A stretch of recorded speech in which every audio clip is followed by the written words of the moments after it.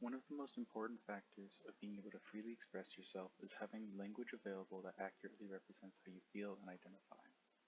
However, mononormativity in our culture inhibits the expression of polyamorous people due to both ignorance of their existence and negativity surrounding any form of non-monogamy.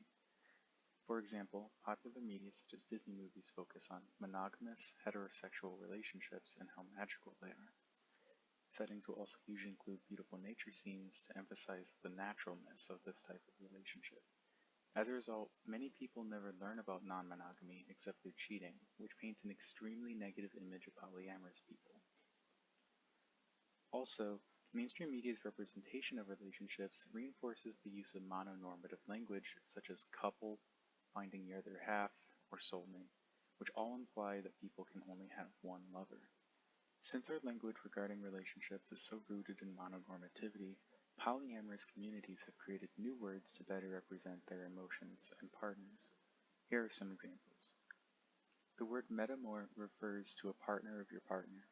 This word communicates the context of a non-monogamous relationship without carrying the negative connotation of a word like paramour, which typically alludes to an illicit relationship. To describe loneliness or feeling left out in a polycule, while removing the negativity of a word like jealousy, people use the word wibbly.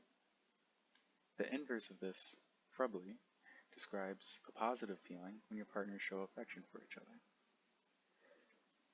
Lastly, the term ethical slut is used to reclaim the word slut. Slut normally reinforces the sexual double standard, treating women's sexuality as something to be ashamed of. However, ethical slut is treated as a positive term, and it is used for everyone regardless of gender. Reclaiming a word has its own set of pros and cons when compared to creating a word. Reclaiming allows you to build off of an already commonly known word, reclaiming power through changing a negative meaning into a positive one.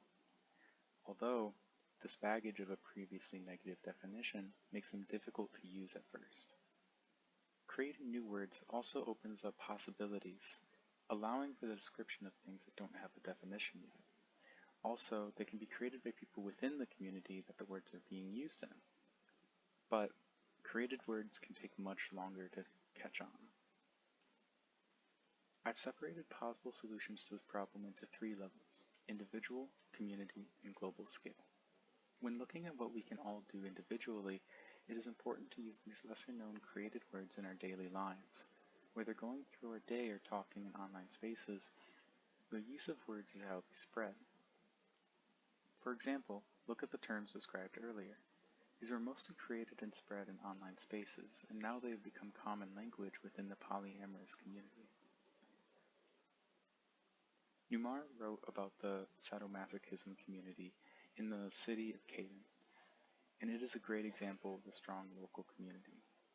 There would often be events and classes informing people of how to stay safe while engaging in sadomasochism, and I think that a similar approach could be applied to informing others about language.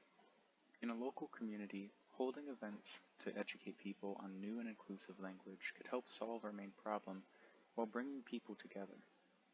For example, we could hold seminars on our campus to talk about the vocabulary used within LGBTQ communities, like the words discussed previously. Also, flyers containing new inclusive words could be posted on the bulletin boards found across campus for a simple but effective way of spreading awareness. Lastly, when examining how new words can spread on a global scale, entertainment is one of the biggest methods. Including created words along with positive representations of poly relationships in movies or TV shows could be an excellent way to encourage people to research the word's meanings and possibly add them to their own vocabulary. This is true for other forms of entertainment as well, such as music or novels. In conclusion, people are complex, and we don't fit into cleanly labeled boxes. Sexual and relationship orientations originate from the social structures they are built around. Therefore, they're subject to change. We must constantly strive to pursue a better understanding of ourselves and those around us. The creation of language can enable new, positive experiences and allow people to express themselves in ways that they previously couldn't.